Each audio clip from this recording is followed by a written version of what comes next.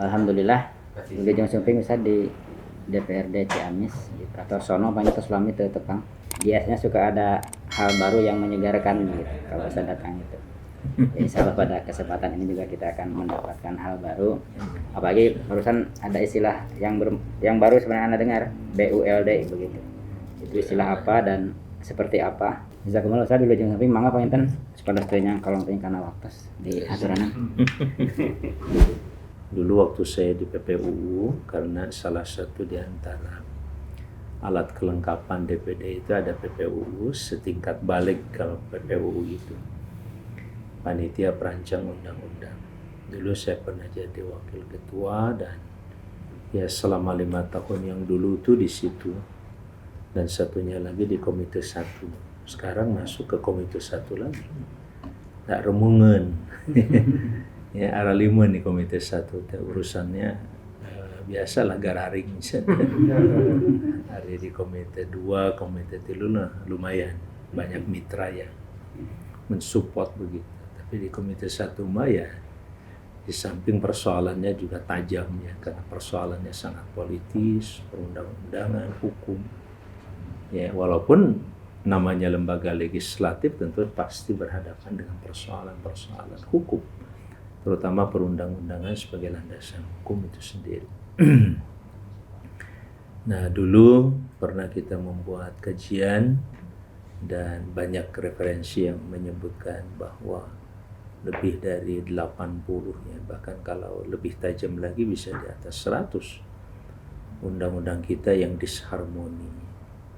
Itulah yang menyebabkan atau yang mendorong misalkan salah satu menteri yaitu Pak Sofyan Jalil, begitu beliau mengklaim mengaku untuk membuat setingkat undang-undang yang mengharmonisasi, maka lahirlah Omnibus Law.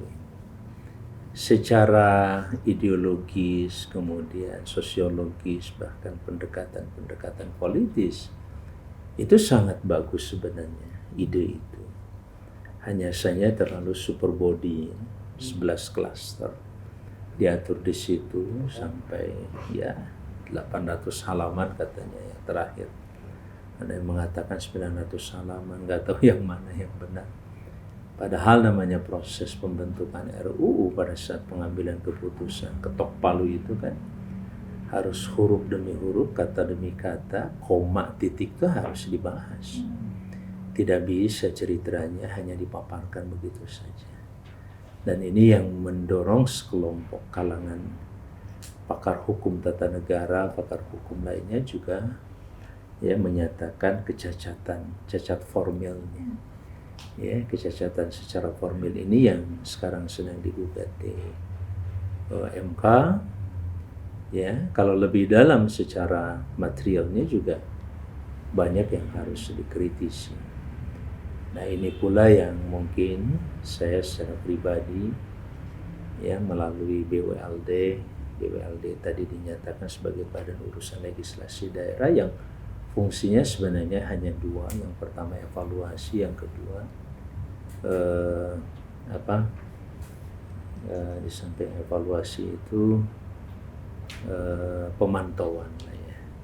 Nah tentu sekilas kalau secara negatif kadang-kadang daerah kita juga atau kami di BWLD juga banyak mantan anggota DPRD provinsi di mana mereka sangat sensitif dengan bahasa evaluasi atau pemantauan ini karena banyak pasti penolakan dari DPRD terhadap adanya evaluasi maupun pemantauan ini, karena secara negatif bisa difahami bahwa ada semacam campur tangan DPD RI terhadap urusan legislasi daerah. Ini yang kemudian kita sepakati dan kita luruskan bahwa bukan itu, walaupun bahasanya relatif agak sedikit sensitif ya, mengevaluasi begitu, tetapi lebih konkretnya tidak seperti itu. Justru bagaimana DPD RI diposisikan sebagai mitra daerahnya, terutama mitra legislasi daerah, Jangan sampai terjadi disharmoni tadi antara keputusan di daerah atau perda-perda dengan keputusan di pusat, terutama yang skalanya nasional tadi. Ya, apalagi sekarang ada omnibus law yang betul-betul harus hati-hati.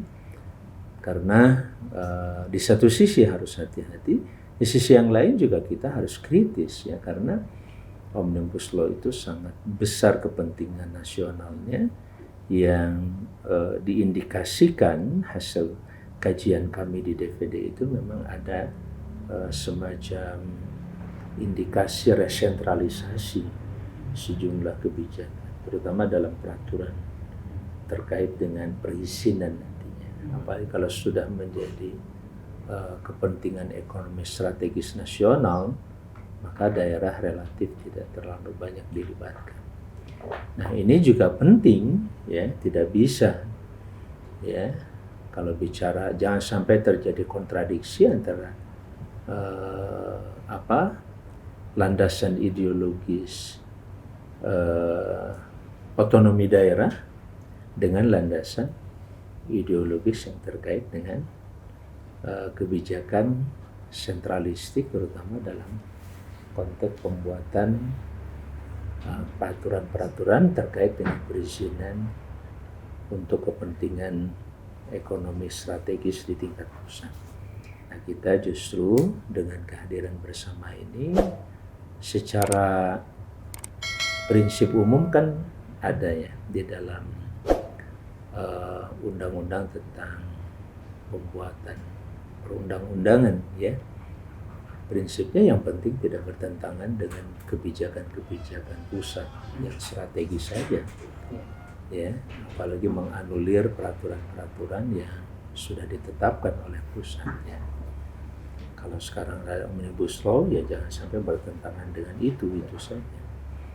Kalau kreativitas lain terkait dengan misalkan bikin peraturan daerah terkait dengan pengembangan desa ya, dan menerjemahkan, bukan hanya menerjemahkan, bahkan mengembangkan gitu ya, dari undang-undang desa dikembangkan dalam perda, bahkan bisa dibuat beberapa perdanya.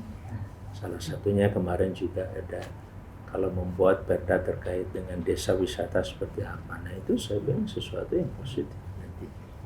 Bahkan bila perlu bagaimana keuangan ya atau ADD, alokasi dana desa yang berasal dari kabupaten itu bisa diarahkan melalui perda itu ya supaya tidak tumpang tindih di lapangan. Nah, kintil-kintil gitu saja kita ngaji sekarang itu ngaji perda gini. Ngaji undang-undang gitu ngawas nanti. Tapi itu memang bagian daripada penerjemahan kalau yang saya pahami itu dari firman Allah ketika Allah memerintah kita menjadi ummah wal takum minkum ummatun yad'una ilal khair, kita menghadirkan kebaikan. Nah, kebaikan itu bentuknya ya'muruna bil ma'ruf wa yanhauna 'anil munkar. Amar ma'ruf nahi munkar itu akan efektif jika dibuatkan undang-undang atau peraturan. Kan peraturan itu intinya hanya dua saja. Memerintahkan yang ma'ruf, mencegah yang munkar, itu aja. Yang ma'ruf itu tidak boleh, yang ma'ruf itu misalkan ini desa potensinya besar sekali kayak kemarin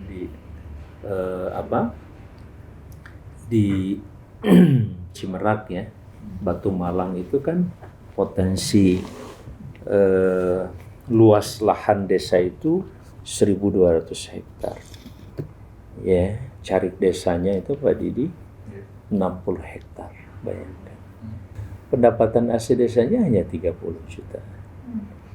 Saya bilang itu yang 60 hektar kemana? Ya selama ini disewakan ke penggarap.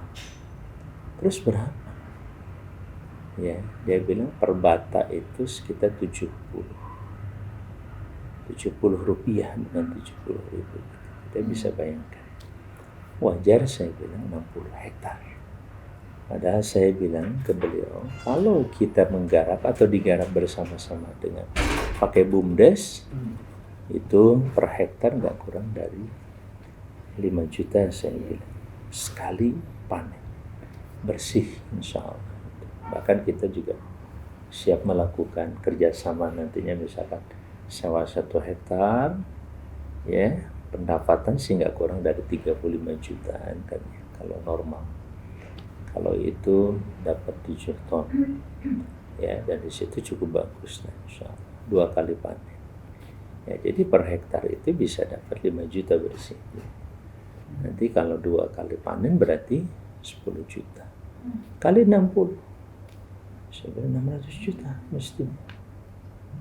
Ya, senyum aja Pak Kades. Ya. Nah, ini juga penting menjadi, kalau bisa ada inisiatif atau semacam inovasi, ya, perda yang mengatur pengelolaan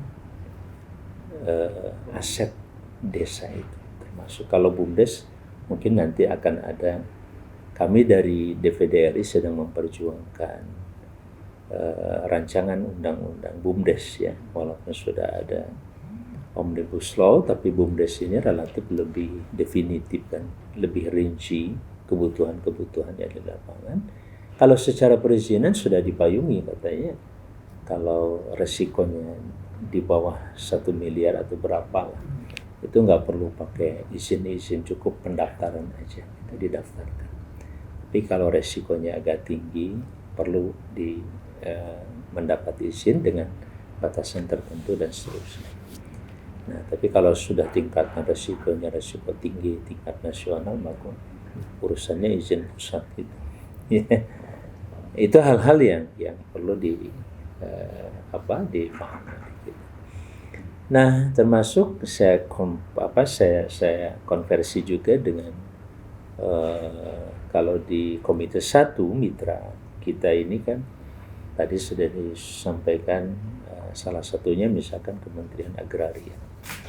Ya, kalau terkait dengan Kementerian Desa itu sangat juga luar biasa, kita banyak mendapatkan informasi, diantaranya adalah digitalisasi desa.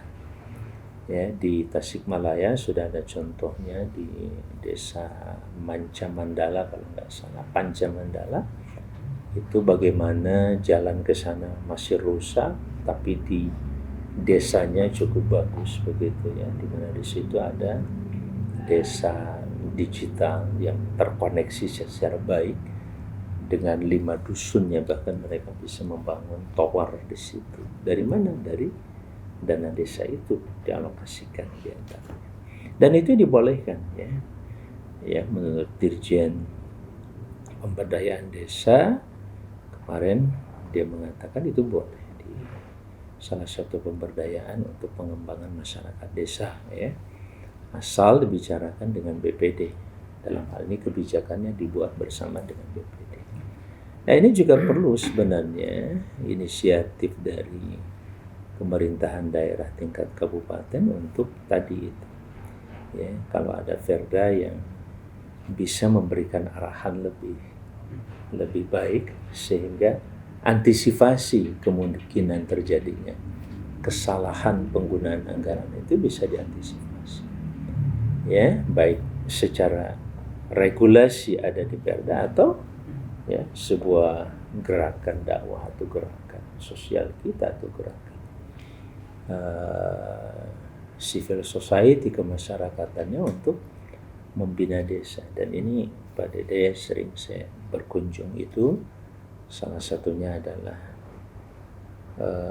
gerakan membangun desa ini harus jadi kebijakan.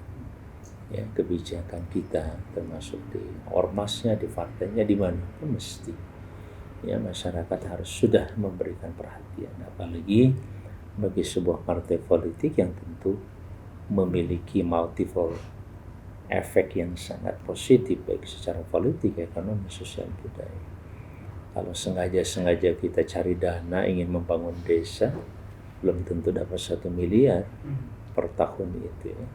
Tapi dengan adanya kita bermitra secara langsung ke masyarakat, apalagi mitra mereka itu anggota dewan, itu sangat menggembirakan karena secara regulasi juga kita paham, daripada mereka bermitra hanya dengan LSM yang kadang para kepala desa justru mengeluh.